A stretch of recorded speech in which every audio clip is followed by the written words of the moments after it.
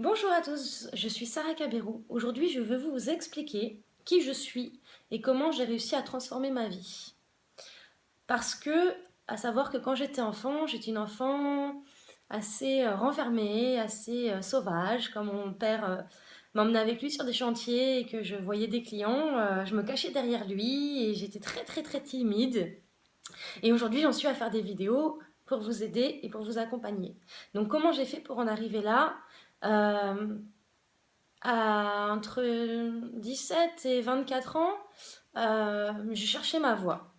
Donc, j'ai fait tous les métiers qui me passaient par la tête. Alors, c'était beaucoup dans la relation d'aide.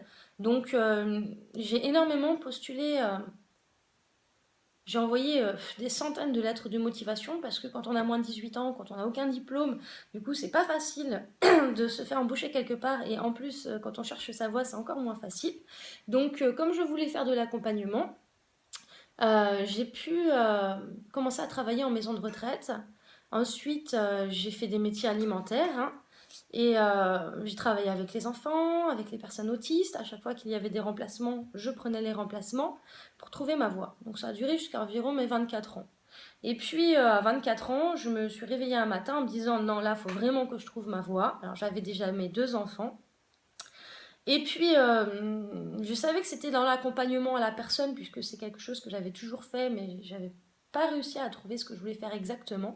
Donc, je m'étais dit, bah, psychothérapeute. Psychothérapeute, c'est pas mal. Et puis, donc, j'étais allée rencontrer une dame, j'avais pris rendez-vous, qui m'avait expliqué qu'il fallait 4 ans d'études, 9 000 € de formation, ce que je ne pouvais pas me permettre à l'époque. Mais du coup, elle m'avait parlé de la sophrologie. Alors sur le coup, sophrologie, relaxation, j'étais très fermée à tout ça. Je me suis dit, oh là là, moi je veux pas relaxer les gens, je veux les accompagner. Mais quand même, en rentrant chez moi, j'ai regardé sur internet et j'ai trouvé une école à Paris qui paraissait pas mal. Donc j'ai demandé un programme et de là, une dame m'a téléphoné et elle paraissait tellement humaine que 15 jours après, j'étais en formation de sophrologie. Les deux premiers séminaires étant beaucoup de théorie, ça m'avait pas trop attiré. Je me demandais ce que je faisais là. Puis au troisième séminaire, on attaquait la pratique et là, je me suis dit, bah ouais, c'est ça. C'est ça. Enfin, je rencontrais des gens qui me ressemblaient. Enfin, je me rencontrais des gens qui me correspondaient parce que toute ma vie, je m'étais sentie différente. Je ne comprenais pas les personnes qui se disputaient sans arrêt. Je ne comprenais pas ce manque de respect que les élèves pouvaient avoir entre eux ou envers leurs professeurs, les moqueries. Je ne comprenais pas tout ça. D'où aussi le fait que j'étais très timide et réservée parce que j'avais l'impression de ne pas appartenir au même monde que ces gens-là. Et puis enfin, en formation, je commençais à rencontrer des gens qui me correspondaient. Et des gens aussi qui m'ont donné des belles leçons de vie, qui avaient plus de 50 ans et qui faisaient les mêmes prises de conscience que moi, qui nous permettaient d'avancer. Et c'était génial. Et de là, en fait, j'ai rencontré d'autres personnes qui étaient aussi formées à la PNL. Et quand j'ai commencé à travailler en sophrologie, je me suis vite rendu compte qu'il me manquait des éléments en communication, qu'il me manquait des éléments de questionnement pour pouvoir accompagner au mieux les gens pendant les séances. Donc du coup, je me suis lancée dans une formation de PNL coaching. Et de là, j'ai rencontré aussi des très très belles personnes, dont des personnes qui étaient initiées au Reiki et qui paraissaient tellement heureuses que j'ai voulu moi aussi être initiée au Reiki. Donc voilà, j'ai passé mes initiations sur plusieurs années. Et puis de là, j'ai continué à me développer hein, de par des rencontres, des échanges aussi avec d'autres thérapeutes, continuer à le travailler sur moi, puisque ce que j'avais appris en cours, je le travaillais avec mes clients en étant à mon compte, mais je le faisais aussi pour moi. Je travaillais énormément sur moi hein, depuis 2009. Je travaille beaucoup, beaucoup sur moi pour justement apprendre à transformer mes croyances, à améliorer ma vie. Et puis, au fur et à mesure, je me suis développée, j'ai commencé à entendre les guides, puis j'ai commencé à voir des images, à voir des choses qui, au début, me posaient question, puisqu'il faut quand même voilà, être très ouvert pour recevoir ces messages des guides. Et puis, petit à petit, mes élèves m'ont confirmé que tout ce que je leur disais était vrai, qu'ils avaient été voir d'autres médiums, que les médiums leur avaient confirmé ce que je leur disais, sans qu'ils n'aient rien à dire d'ailleurs. Et là, du coup, j'ai commencé à prendre confiance en moi. Donc j'ai continué à évoluer, j'ai continué à acheter des bouquins, j'ai continué à écouter des séances sur YouTube, sur Internet, j'ai continué à faire des séances avec des thérapeutes qui me paraissaient bien. J'ai pas fait 10 ans avec la même personne, hein. Quand je sentais que voilà, le travail était fini avec une personne, j'allais en voir une autre, avec des pauses bien évidemment d'intégration. Et puis voilà, je continuais comme ça à travailler sur moi, donc j'ai commencé à faire des séances individuelles. Ensuite, j'ai créé des ateliers de développement personnel sur la confiance en soi, sur la gestion du stress et des émotions, sur apprivoiser son corps. Et ensuite, j'ai commencé à faire les formations, à proposer des formations Sophro, PNL et Reiki au début, qui après est devenu Sophrologie, PNL et développement spirituel, enseignement, médiumnité, énergie. Parce que j'avais fait une canalisation des guides qui m'avaient demandé d'arrêter le Reiki, d'apprendre aussi à lâcher tous les outils qu'on avait appris pour apprendre à être soi-même, son propre outil, et apprendre à écouter son intuition et à écouter les guides pour pouvoir faire des séances adaptées à chaque personne et à chaque problématique.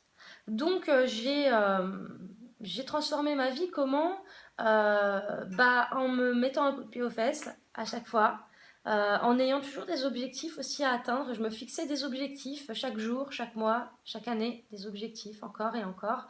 J'avais mes listes aussi de ce que je voulais, voilà, où je voulais arriver, que ce soit matériellement, que ce soit dans mon entourage, quelle personne je voulais être aussi. Donc j'avais vraiment noté tout ça pour que mon inconscient puisse l'entendre, puisse le voir et puisse saisir toutes les opportunités parce que si on n'a pas d'objectif, si on n'a pas de but, si on ne sait pas comment on veut être, qu'est-ce qu'on veut dans la vie à court terme mais aussi à long terme, du coup notre inconscient, notre cerveau ne peut pas en fait saisir toutes les opportunités puisqu'on ne lui a rien, on lui a rien montré et du coup, ça m'a permis voilà, de pouvoir voir un maximum d'opportunités, de rencontrer des belles personnes. J'avais des modèles, des mentors qui sont encore d'actualité aujourd'hui. Des mentors. Alors moi, mes mentors, c'est par exemple Jésus. Bon, je suis croyante, mais je ne suis pas pratiquante. C'est-à-dire que je fais bien la différence entre la croyance, je crois, en une forme d'énergie spécifique, plus élevée que moi, si je puis dire.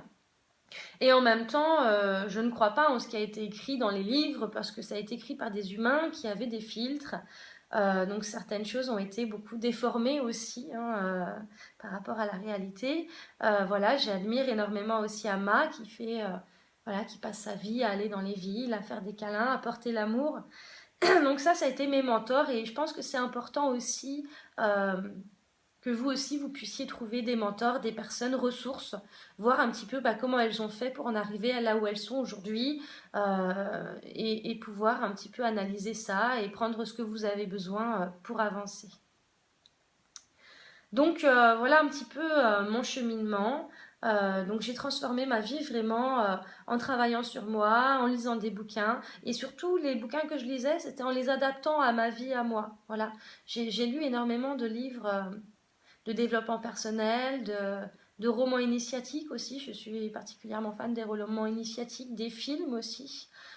Plus les formations que j'ai pu faire qui m'ont énormément aidé à avancer, à travailler sur moi et à créer la vie qui me correspond. Donc voilà où j'en suis aujourd'hui, à créer ces vidéos pour vous, à avoir voilà, des milliers d'amis sur Facebook, sur mes mails, sur mes élèves aussi. Tout cela en me forçant aussi à dépasser ma timidité, à dépasser mes peurs et à avoir un objectif encore plus élevé. Euh, donc voilà. Après, dans ma boutique en ligne, vous pourrez voir qu'il y a des livres que j'ai écrits, des livres qui sont vraiment concentrés parce que j'aime pas les gros pavés et moi je suis du genre à aller vraiment à l'essentiel. Qui vont vous permettre vous aussi de créer la vie qui vous correspond et de pouvoir avancer et être bien dans votre vie parce que c'est possible d'être heureux, c'est possible d'attirer à soi les personnes qui nous correspondent.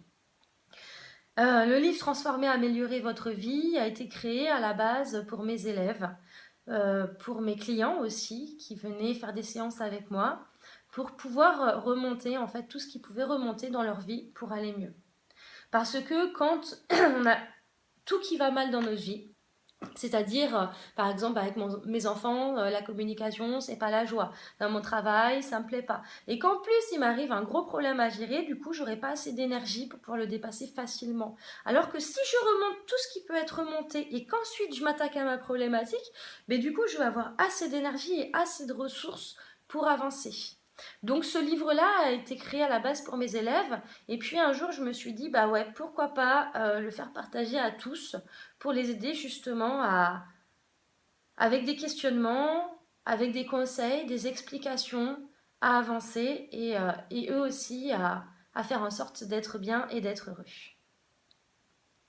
Voilà.